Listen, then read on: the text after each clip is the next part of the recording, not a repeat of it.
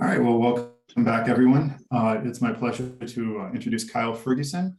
He is currently at the NYU Grossman School of Medicine, where he studies cool stuff like vaccine ethics and global health ethics. But today, he is going to talk to us about we intentions and how one reports them. So Kyle, I want you to take it away. All right, thank you very much, Nicholas. And thanks everybody for being here. This has been such a joy, and I'm really excited to talk with all of you today about this. I couldn't imagine a better audience in the world to talk about this topic. Are you able to see my slides? All right. So I want to start actually with what I think is a real gem that I found in the archives of scientific philosophy amongst Sellars' papers. It's this postcard that traveled by airmail from Germany to Pittsburgh. Has the Pietas image here, but it was sent by Richard Rorty to Sellars. I think this was in 1978. And he says, "I'm sorry I missed you. Happy New Year," etc. But what I really like about this postcard is the postscript. So down here you see that Rorty wrote, "P.S. I liked Solomon's essay in the Synoptic Vision very much. Hope you did too, since I shall be advertising it to the Germans as the straight dope," which is a really groovy thing to say, but it also, I found it reaffirming because I found that essay of Solomon's incredibly helpful when I was first learning about Sellars' metaethics. And what I think Solomon does a really good job of is explaining this dialectic between emotivism and intuitionism, and framing Sellars' own metaethical view as a third way, an alternative to those two isms. So I think of Sellars' view here as metaethical intentionalism, which is a claim that the moral ought in thought and language is to be understood as a special case of shall, where shall is intention expressing.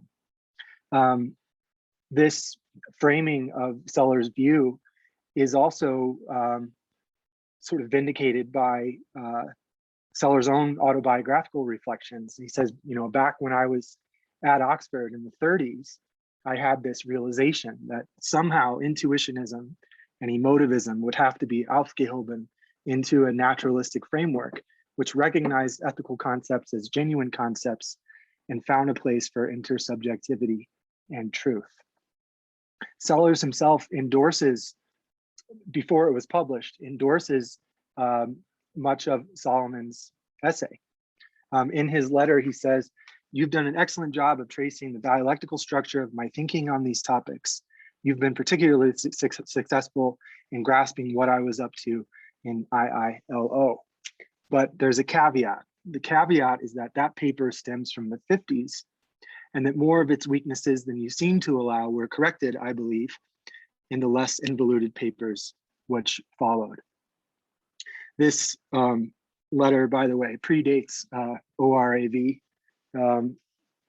but I do think that the critiques that Solomon makes in his own chapter, Sellars thought that he had addressed. And one critique I think Sellars has in mind here is when Solomon says the following, that one has the impression indeed that Sellars invokes the notions of we intending and we consciousness in order merely to gesture in the direction where he thinks the ultimate solutions are to be found, that gesturing was towards the essential groupiness of moral discourse. So what I want to do today is say that Sellars did much more than merely gesture towards groupiness. I do think we have a worked out view of we intentions, much more developed than Solomon thought. But I do think that much of the scholarship, as helpful as it has been in the subsequent years, much of it I think gets the groupiness wrong, in that there's a trend, as I see it, there's a trend of collectivist interpretations of we intentions. And I think that those collectivist readings might lead us astray. So my aim is to correct the course by offering what I'll call an individualist interpretation.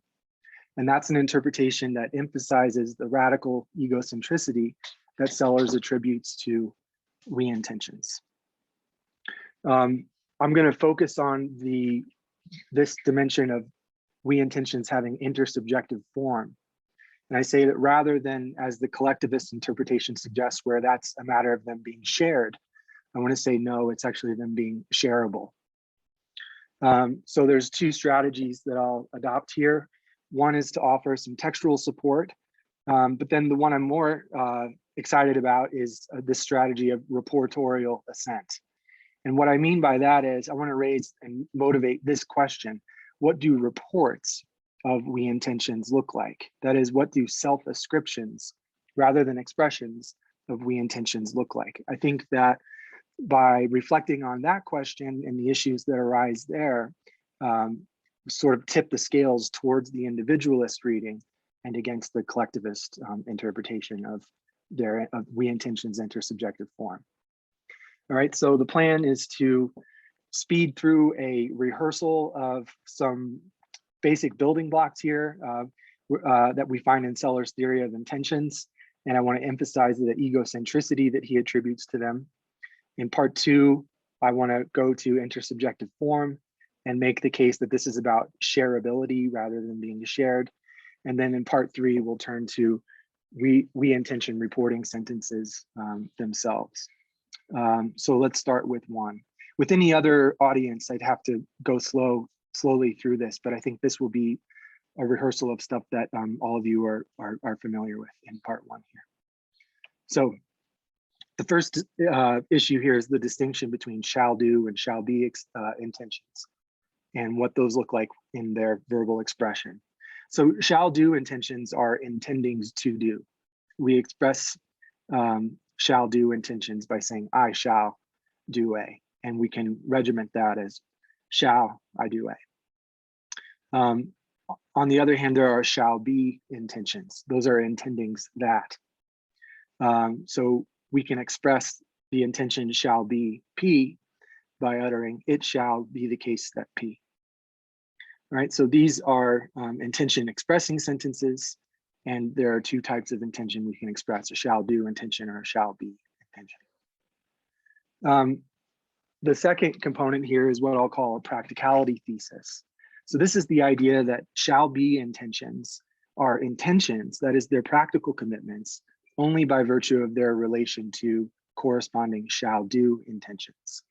So it shall be the case that P is an intention only insofar as it connects to an intending to do, namely the intention I shall do that which is necessary to bring it about that P, which I can regiment, just add one little bit of notation here, this sub P, this says I shall do that which is necessary to bring it about the case that P.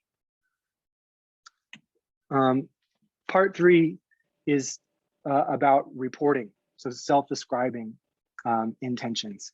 And I think that the distinction between shall do and shall be intentions, that's preserved at the level of reports or self-ascriptions. So I can report the shall do intention to do A with I intend to do A. And I can report the shall be intention that P with I intend that P.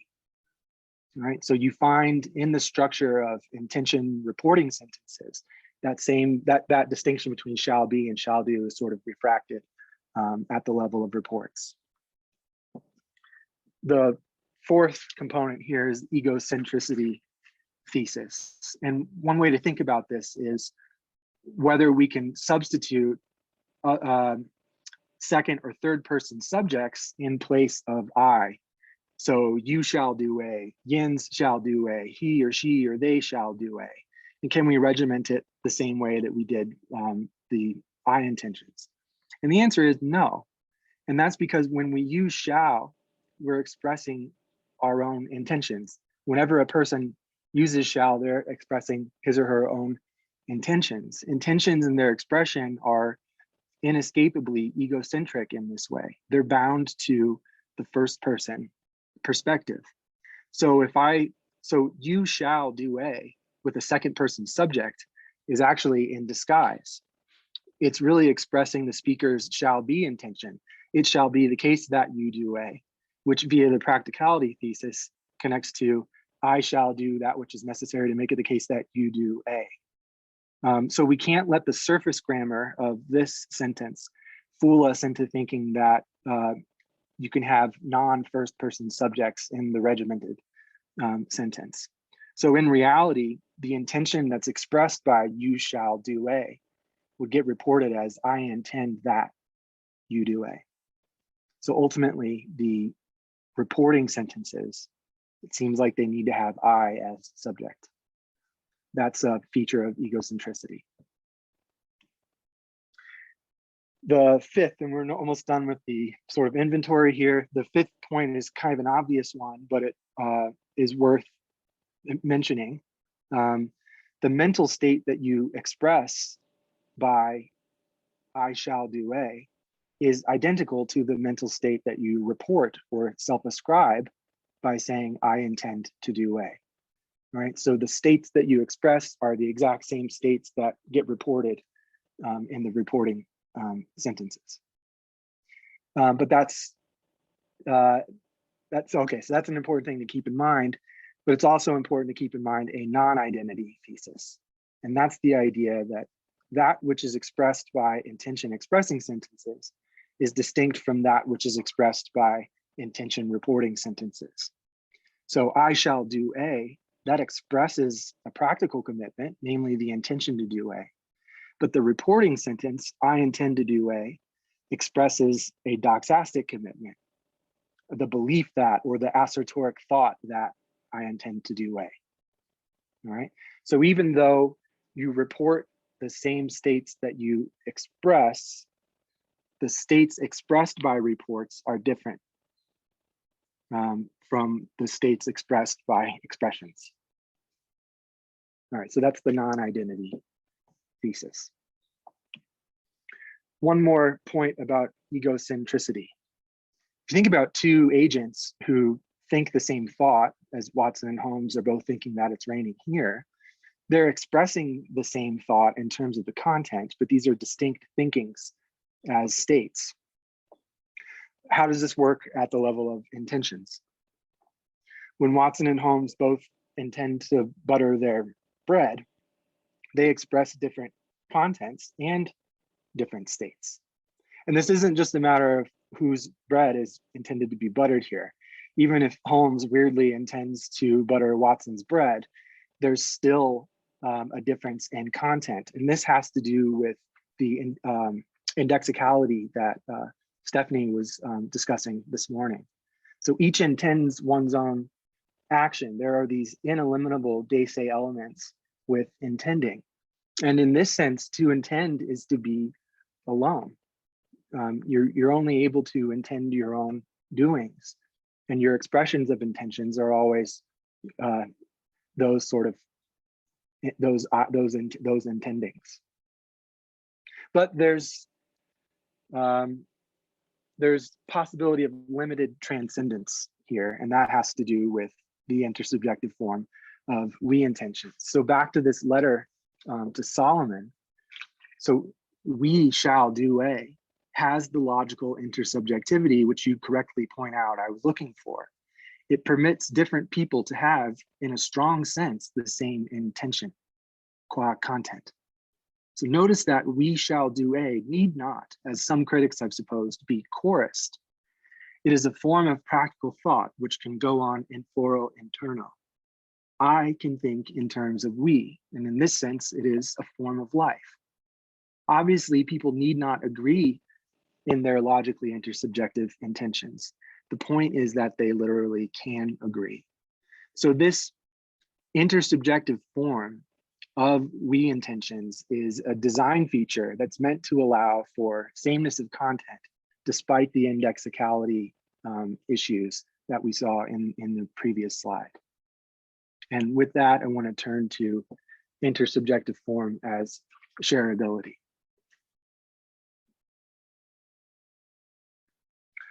So as we all know, and as is a wonderful thing, there's this surge of interest in Sellars' practical philosophy, and that's our hanging together today is a further instance of that. And in this expanding collection of secondary literature about we intentions, I see two trends. Either there's agnosticism about intersubjective form, and I think that Solomon is a case of that. Stephanie, I thought your recently published paper was a version of that, that agnosticism about intersubjective form. But actually, today I think you've gone from agnosticism to atheism. The other trend is what I'll call collectivism, and here are some illustrations of that. So David Baumeister's paper, he describes the intersubjective form of we intentions as a matter of there being shared intentions of members of a community. A matter of a social collective bound by shared intentions, that's where that we-ness of we intentions comes in, is being shared. And Jeremy, in his incredibly helpful and valuable book, says some things that make me think there's a collectivist reading going on there too, where we intentions are described as collective intentions or group attitudes. So here's some quotes from there. An individual's we attitude presupposes the corresponding group attitude. They, that is we intentions, presuppose a group attitude, which itself presupposes either a set of mutual beliefs or expectations. So I don't think I've really tightly or precisely defined collectivism. There's a bit of gesturing going on here too. But what I really want to emphasize here is the idea. So a collectivist reading says that intersubjective form is a matter of intentions actually being shared or being supposed by the agent to be shared. All right, now that is different from the interpretation that I want to offer, which is an individualist interpretation. And I want to say that, like all intending, we intending is to engage in a solitary affair. The intersubjective form is not about intentions actually being shared or even assuming that they are shared. Instead, it's a form, it's a feature of those intentions that make them shareable. So this is the capacity to be shared rather than the actuality of being shared. All right, so here's a few pieces of textual support. In Science and Metaphysics, Sellars writes, an individual can have an intention of intersubjective form, even if no one else in point of fact shares it. And later in that same paragraph, it's possible for a being to think of himself as a member of a community, even though this community does not actually exist. Earlier in that essay, from the fact that Smith values something as one of us, it doesn't follow that we value it, right? So what I think that these three passages on their own suggest, or what they really mean, is that group attitudes aren't necessary for one's own we intended. You aren't sort of held hostage by the group. There's a individualism that one can exhibit in one's own we intendings. And here's one of my favorite passages. Sorry, I'll quote it at length. This is from Thought and Action towards the end. Sellars says, the theme is an Hegelian one in modern dress, a transposition into another key of his concept of objective spirit. It concerns the relation of we to I and postulates a form of thought which is intending as one of us, or as I put it in IIOR, shall sub we X. The point is not that groups can, in a legitimate sense, be said to intend. It's the more radical one, that individuals can intend sub specie communitatis. Thus, an individual can have an intention of the form, shall sub we X.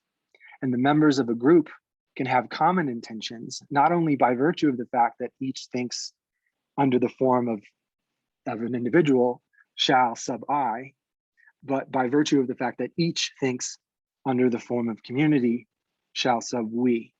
I and we come into the form as well as the content of intending. We need an expression that is related to we intend that, as shall is recognized to be related to I intend that. What's exciting about this is a reporting sentence, and this is too, but I actually think this is probably the wrong form. One other thing I want to say about this passage before moving on, the subscript we, I don't think Sellars at this time, and certainly not in IIO, had a worked out view on what it was doing. In the case of shall be intentions, the subscript we signals their status as we intentions. With shall do intentions, the subscript we signals that I intention was derived from a we intention. So the function of the subscript we depends on whether you're looking at a shall be or a shall do intention. And that distinction really isn't operating in this passage of thought and action. So the upshot of these passages, and I realize it's just a few passages here, but what I take the upshot to be is that rather than a common intention or a communal intention explaining the intersubjective form of we intentions, it's that form which explains the very possibility of common intentions. That form is what makes an intention sharable. This, to me, means that group attitudes presuppose individual we intentions, but the collectivist interpretation, I think, gets it the other way around. I think it gets things backwards. How much time do we have left? I'm sorry to ask.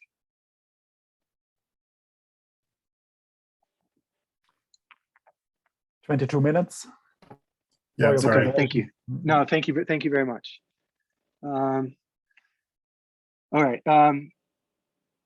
These were the slides I was going to skip if time suggested that I should. But since Bill is here, I think it's good to do this. And Bill, I want to apologize in advance if I'm reading you uncharitably at all. So your chapter in your book I found incredibly helpful when I was first learning about Sellars' views here. And you take up this case where Tom and Dick are both intending that the war ends. So these intentions are parallel, but their egocentricity is latent. I think that has to do with the indexicality issues we saw before. But then the intersubjective form of we intentions allows for transcendence, limited transcendence of that egocentricity so that Tom and Dick can intend the same. And when you're characterizing this, I believe you're talking about how Dick reasons from this shall be intention to well, given that I'm intending that the war ends, here's what I can do to chip in, right? And it gets down to a doable for Dick. You write that Dick has derived his intention to do what he can to end the war from the fact that we have that intention. All right, and here's where I'm maybe being uncharitable, is that I'm putting a lot of weight on this from the fact that, right? So from the fact that suggests that Dick derives his own we derived I intention from a doxastic commitment, the belief that his community intends a certain thing, or observing, having some anthropological data that we have the intention. But these are doxastic commitments, they're truth valuable, rather than practical commitments, rather than expressions of intention. So this would mean that a belief or an assertoric thought that that's what's generating Dick's we derived I intention. And that suggests a view where community membership means that you have to defer to communal intentions rather than author them. It suggests a view of we intentions where they're out in the crowd, rather than in the mind of the agent. But as Sellars told us in these passages we saw before, it is I who think in terms of we. So again, the pattern of practical inference that we find if we put a lot of weight on from the fact that is we go from we intend to do A, where that's a doxastic commitment. I am one of us, therefore I intend to do A. But that's a problem because it's not a practical commitment. What we want is, we shall any of us do A and C. I am in C, therefore I shall do A. Where premise one is a practical commitment. All right, so let's go to part 3 here. This is where we want to think about we intention reporting sentences as opposed to the we intention expressing sentences that we might be more familiar with. So the question here is, what do we intention reporting sentences look like? And before I try to answer, I want to ask, why should we care? Like, who cares about reporting sentences? Well, I think there are 2 reasons to. The first is that reports are a category of ascription, right? They're self-ascriptions. And we need mental state ascription to do when we describe, when we explain, and when we predict behavior. Right, so given the, and this I think intersects with Jim's talk before here. This is related to that, making the conveyed assertable. Right, so we need to know the structure of ascriptions in order to do psychology. But the one I'm more interested in here, I think, is as a strategy for understanding what's reported. So if we can understand reports, then we can understand the state that's reported by them. So in this case, it would help us to understand the intersubjective form of we intentions. We're used to seeing them in their intention expressing sentence mode. So we shall any of us do A and C, or it shall sub we be the case that P. Those are we intention expressors. I think we can understand the form better if we ascend to the level of reports. So that's the strategy that I am deploying here. I'll call it reportorial ascent with a tip of the hat to Quine. So the rationale behind this strategy here is that if intersubjective form is a feature of the intending, that is the state, rather than what is intended, that is the content, then we can better understand that form by examining the reporting sentences rather than the expressing sentences. This is helpful for thoughts. So the performance conditions of uttering P are satisfied when the truth conditions of I think that P, that is the report, are satisfied. A simpler way of putting this is that asserting P is sincere when the report that you think that P is true. All right, so this sincerity conditions for the expression and the truth conditions for the report overlap. And that's not just for assertoric attitudes, right? It works for questions. So where's Waldo is a sincere question when this wondering ascription is true. Whoops. And this works for intention. So I shall do A is sincere when I intend to do A is true. All right, so given that we get this across speech act types or illocutionary forces, we should try it out for we intentions. So we shall any of us do A and C, its performance conditions should look like the truth conditions for a we intention reporting sentence. So this we intention expression is sincere when whatever the report looks like is true. All right, so what I, based on the first 2 sections, what I really want in a we intention reporting sentence is that it has these 2 features, or it needs to capture these 2 features. The first is the egocentricity of intentions. And the second feature that the we intention reporting sentence needs to capture is the sharability of we intentions. So it needs something that makes it clear that the state ascribed is egocentric, but also that it's sharable, that it has this intersubjective form. Right. So given that those are what we want. How do we get it? So I think there are 4 ways of constructing we-intention sentences that come to mind. And I think the first 3 ways fail, but the 4th way I think is the most promising, and it gives us our desired features. So the first way is to begin constructing a we-intention reporting sentence with we, there's our first person plural subject, intend, there's our mental state verb.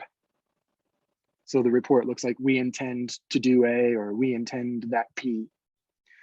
And there are places including that passage from Thought and Action where Sellars sort of flirts with this, or goes with it on a first try. But I don't think this will work, because we shall, that we intention expression, can be sincere even when we intend is false. Right? So here the truth conditions for we intend come apart from the performance conditions for we shall, for the intention expressing sentence. Another way to put this is that this formulation or this construction fails the egocentricity test. Right? By having the first person plural subject here, it omits the independence that we want to have in we intentions. So the first way is no way to go because it fails egocentricity. The second way, thank you, I'm okay, thank you very much. Excuse me. The second way sort of overcorrects. So if we were missing independence in the first way, then the second way says, all right, make sure we're gonna get that. So we say I, first person singular, I intend. But I don't think this is gonna work. I intend as a reporting sentence, what that's actually gonna report is an I intention. So I shall make it the case that P, or I shall do A in C. So we get the egocentricity, but we lost sharability. And so I intend leaves out the intersubjective form that we said we wanted in we intention reporting sentences. All right, so there's this tension between preserving independence, but also capturing sharability. How do we get both? How do we get egocentricity and sharability refracted in our we intention reporting sentences? So here's a third way. The third way is to modify the verb. So here we have I, we intend that P, or I, we intend to do A and C.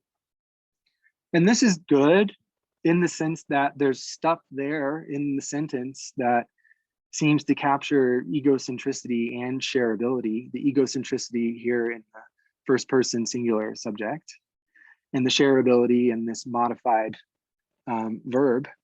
The problem is it's uninformative, right? We wanted to use we intention reporting sentences as a way to understand we intend. Just saying we intend doesn't help us understand what we intentions are. All right, so even though it's a step in the right direction, it doesn't take us far, if at all. So the fourth way then, and it's something along these lines that I think is the right way to do this. The fourth way goes something like this. So I, as one of us, intend. So that's the beginning of a we intention reporting sentence. So again, the first person singular being the subject here, that captures the egocentricity that we wanted. 10 minutes. Thank you. And then the adverbial phrase, as one of us, captures the sharability. Now, the thing to emphasize here is that the as one of us, at the level of reports, that's making explicit something that is implicit in the expressing sentence. It's referring to a feature of the state, namely that form. It's a feature of the intending. It's a manner of intending. And that's made explicit when you go to the level of we intention reporting sentences. At least that's what it's attempting to do. Oops. All right. Now, recall the distinction between shall be and shall do intentions. You find that distinction at the level of we intentions.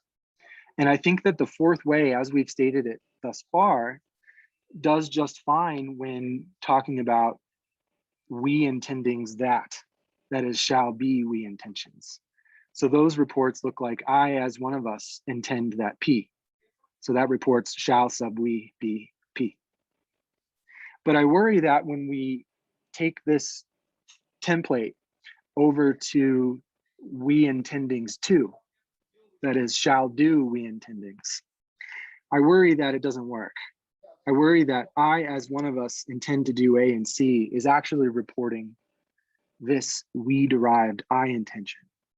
Shall sub we, I do A and C. So that is an I intention that's derived from or has its inferential origins in a shall do we intention. That is, it sounds like the conclusion of moral reasoning, where I, because I am one of us, and the universalizable content applies to me, intend to do A and C. So that, I think, I worry that the as one of us reflects the intersubjective content rather than the form of we intentions. And what I'm struggling to work out now is how to make it clear that that's not what this form of we intention reporting sentence is doing. So one way to refine that is to amend I as one of us intend to do A and C so that it becomes I as one of us intend any of us to do A and C. And that would be a report of the shall do we intention. Shall we, any of us, do A and C? So really what this amendment involves is making explicit the intersubjective form here with the as one of us and the universalizable content. This is the intersubjective content of we intentions, the any of us. So you have devices here in this we intention reporting sentence that keep separate books on the form and the content. The as one of us is a matter of form, that's a feature of the intending.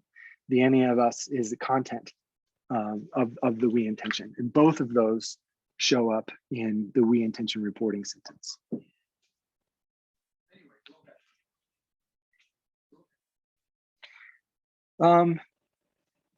I just made that point here. The any of us is about a matter of form, while the as one of us is a matter of intersubjective form, while the any of us is a matter of intersubjective content. And I think this is an improvement. I'd be willing to settle on this, but I do worry about some auditory discomfort. When I hear I as one of us intend any of us to do A and C, I wonder what sort of grammaticality judgments people are having there.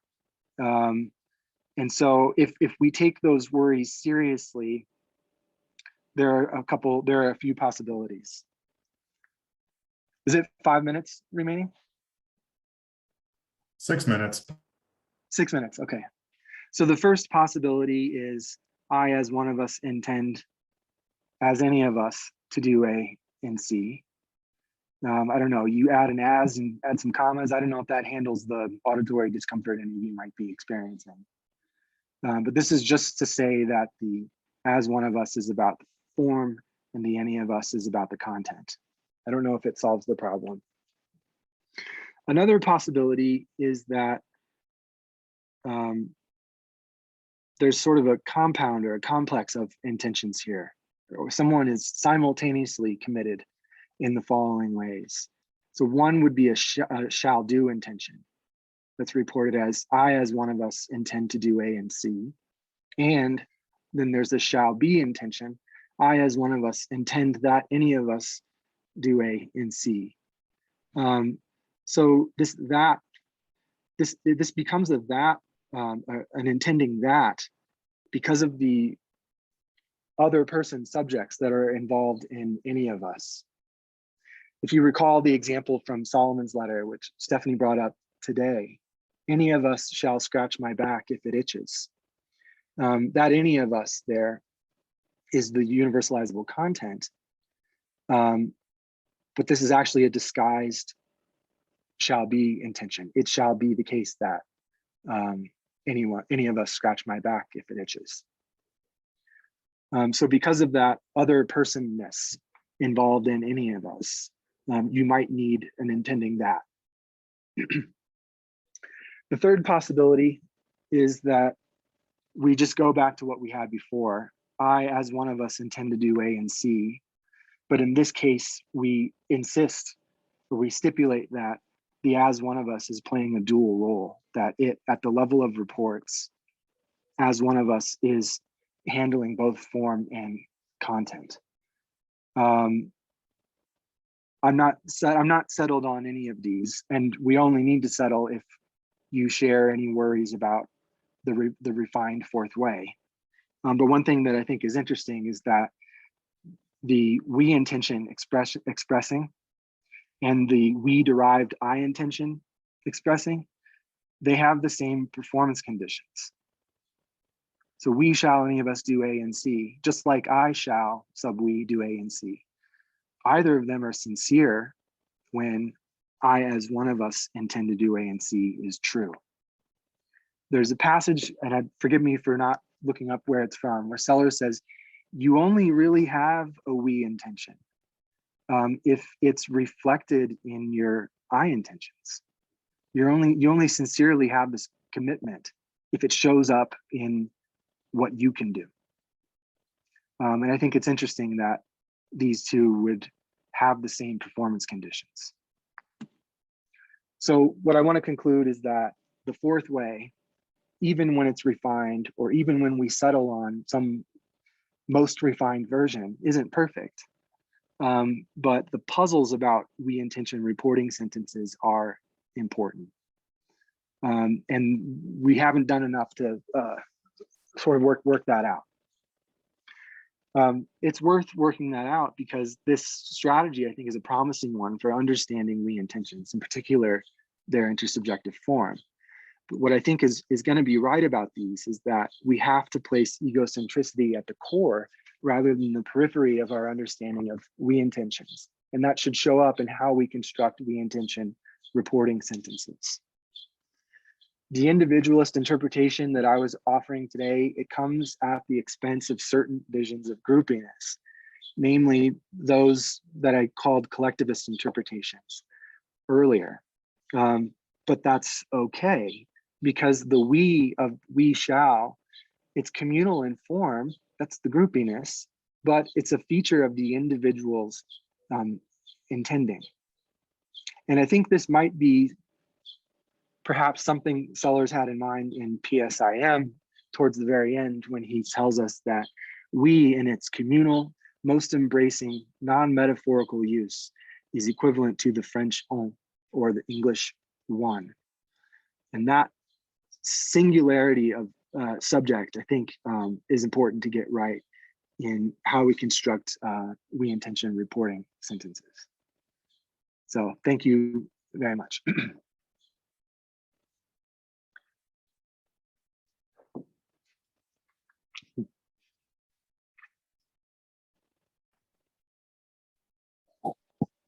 Okay, so we've got some hands up already. Jeremy, I think you went up first.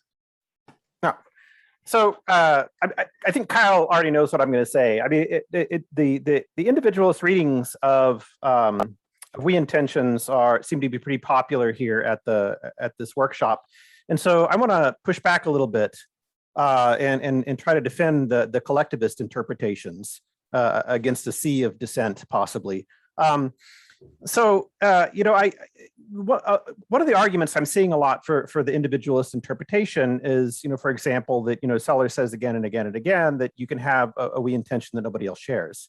And I guess the view that I want to defend, and I think that this is ultimately Sellers's view, is that it's possible for you to have a we intention that nobody else shares, but for you to have an unshared we intention presupposes the existence of a ton of shared we intentions. And so, Ronald and I were talking about this. I'm not sure if Ronald and I agree or disagree on this. So, if just to give an example, and it's sort of a potted example, like one of the ones I give in my book.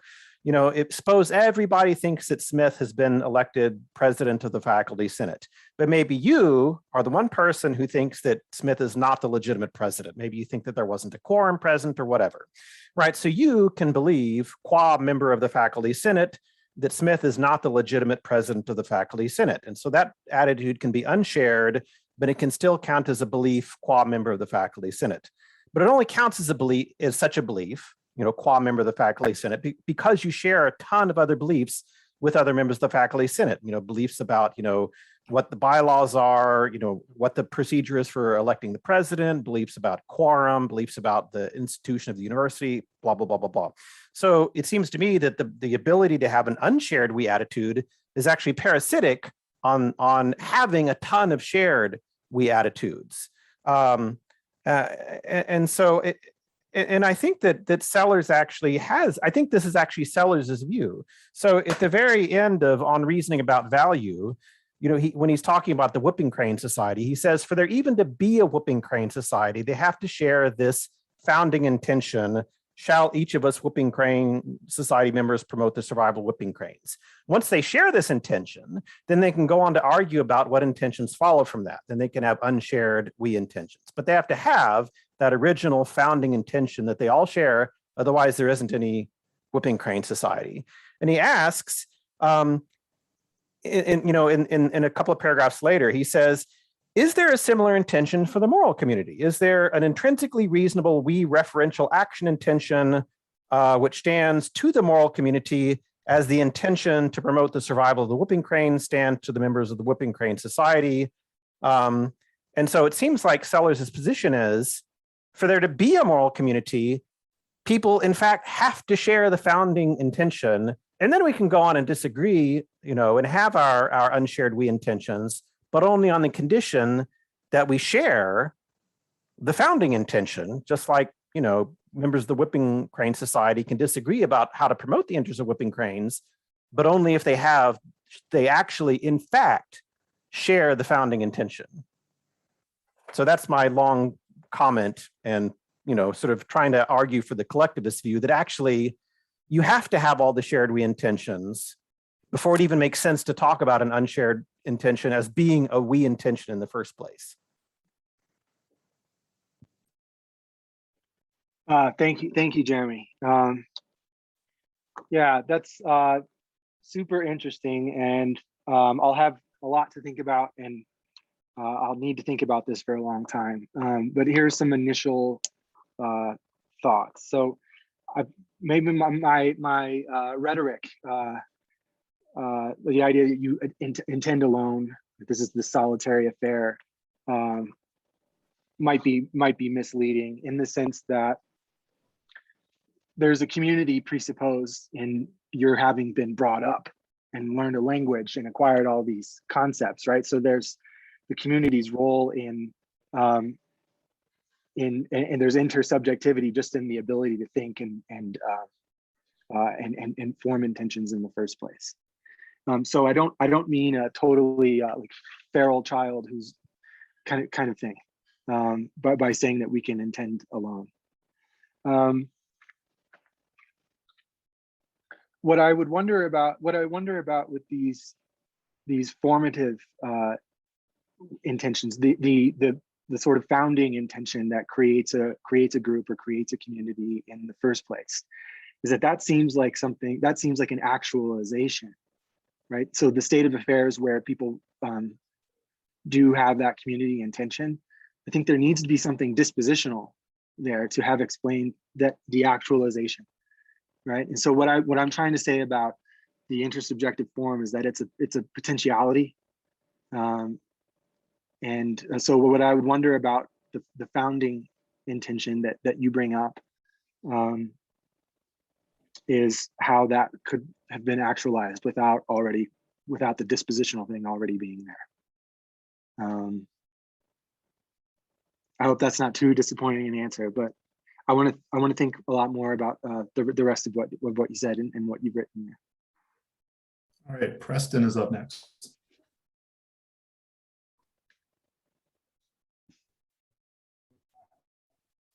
You're still muted, Preston.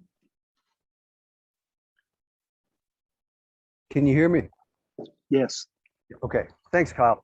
I think you've got a great project here, and I think you're really onto something interesting in terms of both the Sellars exegesis and the methodology. So I want to ask you a question and then raise an objection. So what's the question? The question is, are you familiar with Remo Tumella's stuff on pro-group I mode versus we mode intentionality? Not well enough to answer the question that you're going to ask. Well, then I would suggest the question is kind of related, but I would suggest this would be one place to look, because so Bratman, right? Tumella is a mode account theorist of shared intentionality. Bratman is a content account theorist. He thinks it's all in terms of individual intentions that are interlocking in the right way. And Tumella's distinction between pro-group I mode and we mode is supposed to show that Bratman's account isn't going to work. And the argument turns on different success conditions. So if I have a pro-group I mode intention to paint a house, then that intention can be successful if I do my part. But if I have the we mode intention to paint a house with the rest of you, then if the house doesn't get painted, or if we all don't show up, then that's not going to be successful. At least this is Tumella's claim. So that's at least something to think about. And then to turn to the objection then, and it kind of turns on a similar thing. So I like what you did by looking at sincerity conditions. That's an interesting way of linking the expression with the report. But I want to put pressure on the claim that the identity thesis is something you can maintain, because you were claiming that the mental states of the expression and the intention are identical, but the commitments are distinct in terms of doxastic or practical. But if you think that mental states are to be accounted for in terms of commitments, then you might wonder whether there's space to say the commitments are distinct, but the mental states are identical. Now, putting that aside, because you don't even have to be an inferentialist to accept what I take to be the substantive objection here, they have different success conditions. So if I say, I shall do A, the success condition for that is doing A. But if I say I intend to do A, that can be true even if I don't actually do it. So I think even independent of inferentialism, the identity thesis can't be maintained. I don't know if that affects your project, actually. I'm not sure that that matters, but it just occurs to me that that's something that you can't, it doesn't look to me like that's right. All right. Thank you, Preston, very much. So one thing I think it's interesting to think about I hadn't thought about the success conditions for intentions. I'd only thought about the sincerity conditions or the performance conditions for expressing them, right? Or the truth conditions for reporting them. I think that sort of articulating the satisfaction or success conditions of an intention is all about content, whereas the sincerity conditions or the truth conditions for the report of an intention, those aren't going to be just about the content of the intention, but also the form. But I want to think through how looking at success conditions in addition to sincerity conditions and the truth conditions of reports would maybe change my mind. The identity thesis that I mentioned in part one, I would go to, I love that. So independent of its relevance to Sellars and we intentions, I want to stand by that. So when I say P, and when I say I think that P, the state I express by saying P is the same state that I ascribe to myself when I report that P. So it's about the state that you're expressing and the state that you're self-ascribing. That's the one and the same state. Even though, according to non-identity, when I the state that I express in a mental state reporting sentence. So when I say I think that P, that's different from thinking that P. And this goes back to Moore's paradox. Right. So it's raining, but I don't think it is. Those two conjuncts. Yeah, it's only an apparent contradiction, not a real one. All right, Bill is up next. I think this is quick. You seem to think that with your fourth formulation, as one of us intend any of us do A and C, and you thought that was grammatically suspect. I didn't have any problem with the grammar there. Oh, good. Though I did think that when I thought about it, I sort of implicitly inserted a that, so that it was, I read it as, I, as one of us, intend that any of us do A and C. And that seems to me actually right, because I cannot directly bring about any of us doing A and C. I can bring about my doing A and C, but not any of us doing A and C. So it's, I intend that P, where the P is in any of us doing A and C. And that seems to me right. So your further worries about 4 sort of left me cold, because I just don't think that there's need to worry further about it. Thank you, Bill. Thank you very much. One thing I wonder about then is, are there we intendings too?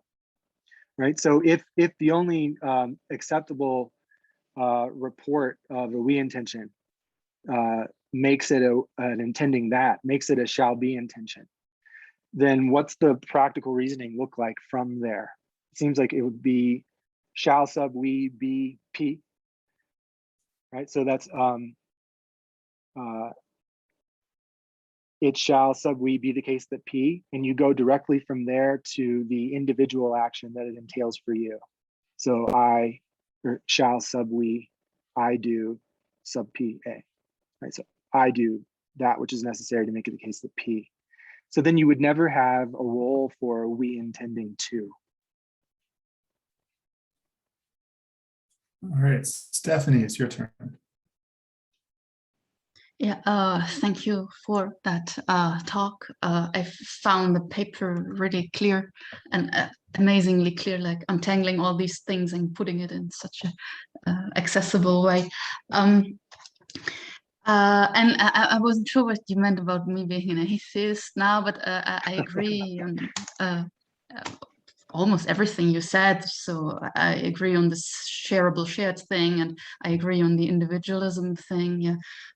So maybe if you are an atheist, and I am an atheist too. But anyway, I had a comment and then maybe a suggestion. Just a comment that's really interesting. This thing in thought and action, that he thinks that the right report for the we intention is we intend. Yeah, I think that is a residue maybe from imperative intentions and the logic of art, where he also talks in that way. Yeah, and thought and action is somehow like really in between as far as the content is concerned, between IIO and science and metaphysics later. And it's interesting that like thought and action is 1965, 66, something like that. Yeah, it's interesting in science and metaphysics, he seems to get these reports right. Yeah, that during that year that seems to have shifted. Yeah, he says in it's in the 7th chapter, and it's paragraph 123 and 24 that he speaks about valuings, and you had a quotation from that area too in the talk. He speaks about valuings, and he speaks about finding the right counterparts for ascriptions of valuings, and there he speaks about Smith and how we ascribe valuings to him, and there he writes as one possibility, Smith values from a personal point of view. That would be one report. Yeah, it's like from an I value. Yeah, and then the other would be Smith values from a moral point of view, and that would be the we value. Yeah, right. We value mode. Yeah, so he Right. seems to get it exactly, or at least quite close to the way that which you said was the right way, and he made that move in that year somehow. Yeah, So that's just interesting. Yeah, and then my suggestion: why do you have this struggle about the reporting of the shall do's when it's a we intention? Yeah, and why put everything into one, say, one statement? Why don't you just go for a compound like I intend us to do A and C? And I intend so because I am one of us. Yeah. Why, if you have a problem about the grammaticality and how to pronounce it and so forth, why just not just disentangle this a bit in that way? Thank you. Right. Thank you very much, Stephanie. Thank you. On valuing, it's weird that the value expressing sentences are already going to have the subjects there, right? It's like I would that, and we would that.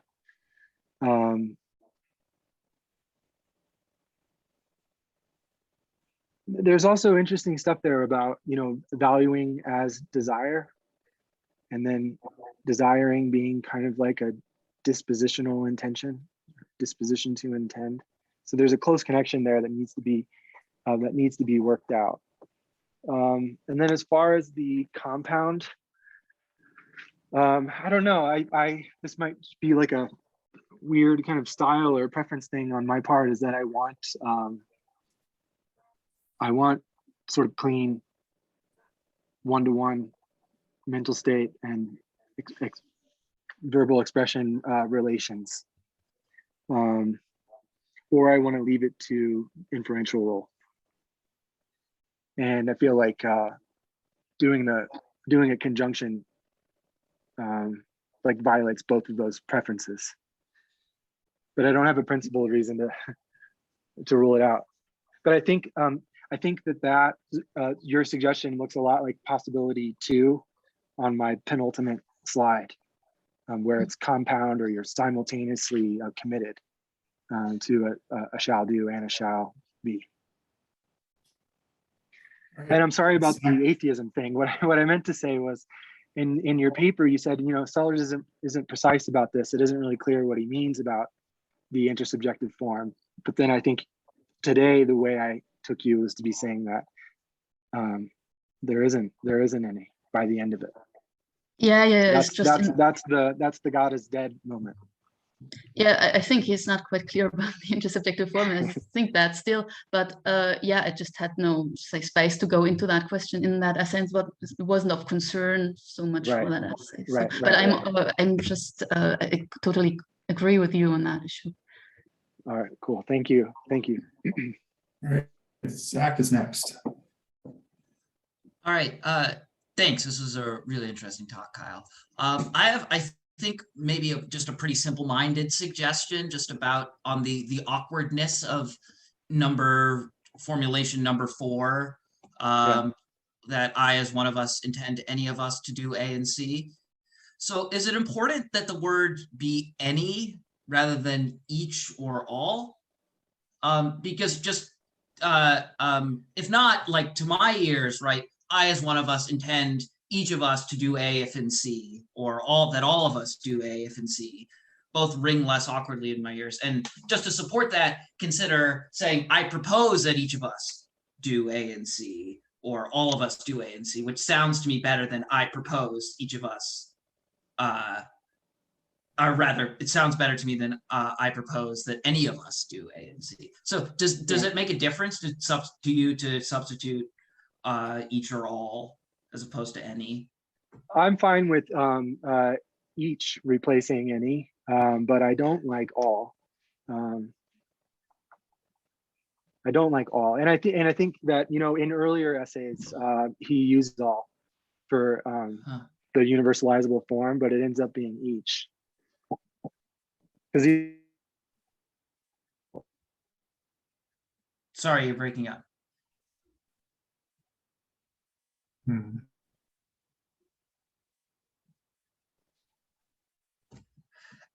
you hear me? you're frozen, but Yeah.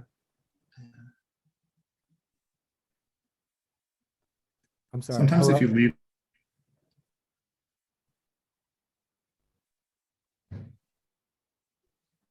okay. Hello? Yeah, I think you're Yeah. back. Hi, sorry. I was saying in earlier essays, he uses all for the universalizable content, but in later he moves to each. And sorry, just like very quick follow-up, and what is supposed to be the deficient about all, or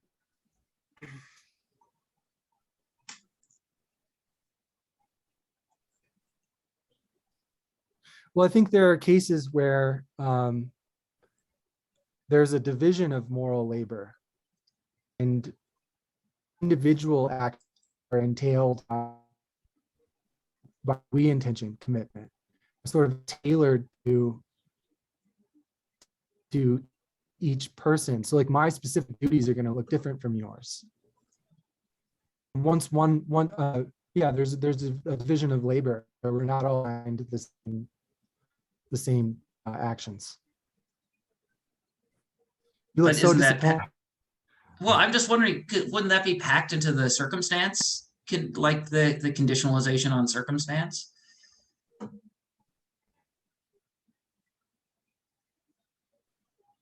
Yeah, yeah, I would think that tailoring of duties sort of falls out from the circumstances.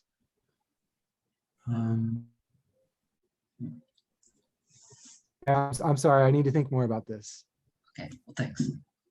All right, we got 3 minutes left. Ronald, why don't you ask your question?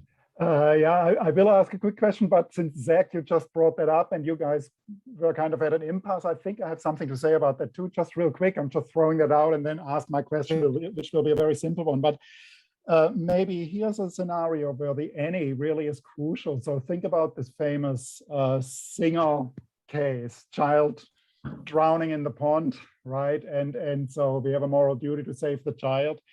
So if it's all of us save the child when we are around the pond, if 24 people are around the pond, we all should wade into the pond to save the child, which would be a mess. So maybe the any says, well, one of us is enough here. And then of course the question is, who is it? And we're going to jiggle around who makes the first move, right? Awkward moment, but maybe the any versus all could make a crucial difference here in that case. I don't know, I'm just throwing this out. Brief question, and this is just lack of understanding. So this distinction between shall be and shall do. I've always, I mean, I accept that distinction working within the context of Sellars' work, but I'm just indicating my ignorance here. Isn't that merely a superficial grammatical distinction? I mean, does it really indicate that there are two kinds of intentions, the shall do versus shall be? And so, of course, I say things like, well, I intend to make coffee now, or I shall do make coffee now. That would be a shall do, and shall be would be I intend that the house will be built, right? That will be a shall be. But couldn't it be that those shall do intentions also have full propositional content actually, so that actually the intention when I do coffee, maybe even an intention in action, the intention is that I'm doing the coffee now, and so it would be a shall be. And maybe this expresses ignorance, but I don't know, Kyle, whether you have thoughts on that, why there is a principled reason for making that distinction, or deeper reason. All right, yeah, thank you. Yeah, I've wondered about that. It seems like you could translate in and out of them depending on mood, but I mean, what I take to be most important about shall do intendings is their sort of intimate relation to action. Like they can ripen into willings, and then willings are sort of the initial stage, but shall be intentions can't do that. They need to So I'm almost thinking about like this productivity thing, like getting things done. Like you sort of start with the state of affairs that you intend to bring about. But then you have to break that up into doings. You have to break that up into actions, right? So I think about it. I think about it like that. It's almost like the level of abstraction. But as you say with the coffee example, like I shall brew some coffee. It shall be the case that coffee is brewed by me, right? You can translate, you can transpose from one key to the other if you like. Or maybe even putting a first person singular indexical into the content. Shall I am brewing coffee. Right. Right. Which Yeah, and would be a shall be intention then, right?